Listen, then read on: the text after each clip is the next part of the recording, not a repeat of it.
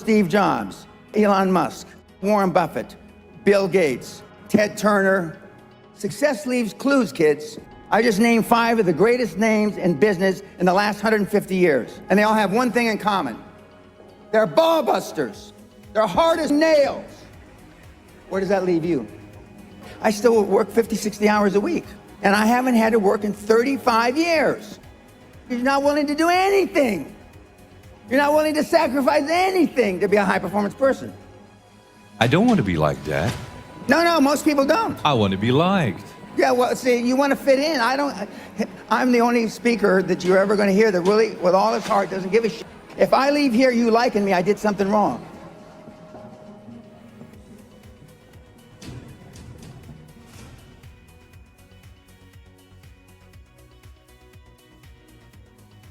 If we would like to improve the quality of our lives, personally and professionally, what would be your advice? What can we do? What is most important? Well, the most important thing is self-esteem.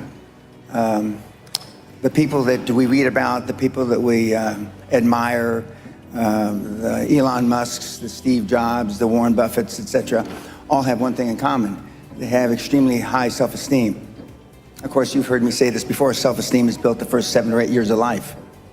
And unfortunately, we're with our parents the first 7 or 8 years of life. Ergo, we don't have too much high self-esteem. But to build high self-esteem, and the way you build high self-esteem, if you're 25, 35, or 45, is to be around, surround yourself with other people that have high self-esteem. Show me your friends and I'll show you your future. And so you can reverse your childhood by who you associate with. How do you do that? Well, you find people that are where you want to be, but they're already there. You're 22 years old, you're 32, you're 41 years old, and there's a guy or a gal who's 45 years old who is where you want to be. They've accomplished a lot of things. If you're into, they're saving the world, they're using their money for good causes, go associate with those people, be around those people. And they're easy to find, but they're not going to knock on your door. They're not going to come to your apartment or your flat and ask you, oh, can I help you? And the best tool I've ever seen, it's like it was designed for this, is LinkedIn. It's the best social media tool for what we're discussing. And you can find these people. Now just remember, everybody that's on LinkedIn, all the, 20 million or whatever people that are on LinkedIn are all there for one reason. They're there because they want to do business, they want to meet people. Unlike some of the other social medias like Facebook or Twitter. But I mean, LinkedIn, they're there for a common purpose. They have a common bond. They have a common goal. They want to expand their horizons, and it's a great tool. I had self-esteem. I didn't know till I got grown up and was an adult that everybody didn't have self-esteem. I didn't understand that. I didn't realize that everybody didn't have self-confidence. I didn't realize that everybody didn't have self-worth. Gallup did a poll in 2016, worldwide, 87.6% of all the people on the planet. We'll just round it off. 87% of everybody that walks the face of the earth, 7.65 billion people, are unhappy. The high-performance people, the one thing that they all have in common is they're hungry. Hungry for a better life. Hungry for change. Hungry for the tough love their parents didn't give them. So is that what it needs? You have to be hungry, you need to feel the pain? Growth only comes through pain. No pain, no gain. It's the same in life.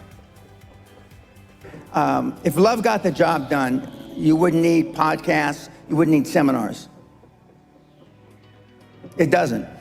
Tough love gets the job done.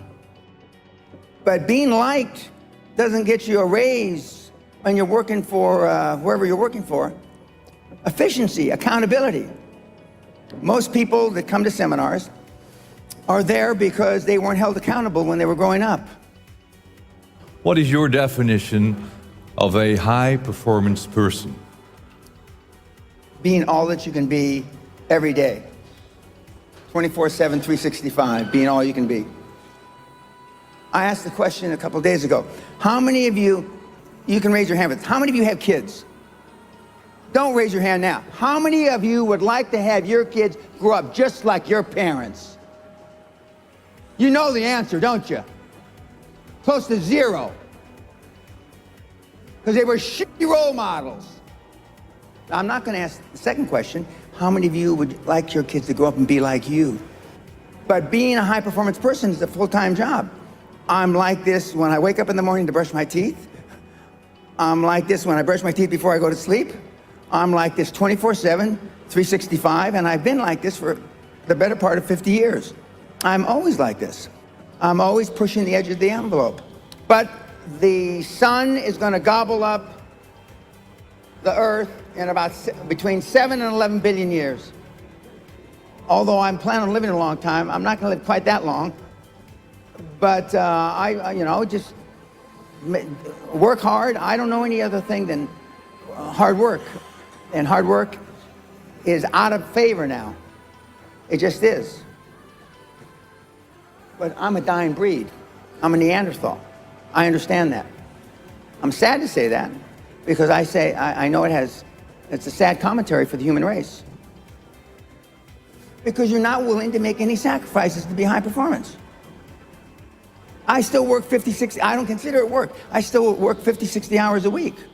And I haven't had to work in 35 years. So the bottom line, you're not willing to do anything. You're not willing to sacrifice anything to be a high performance person.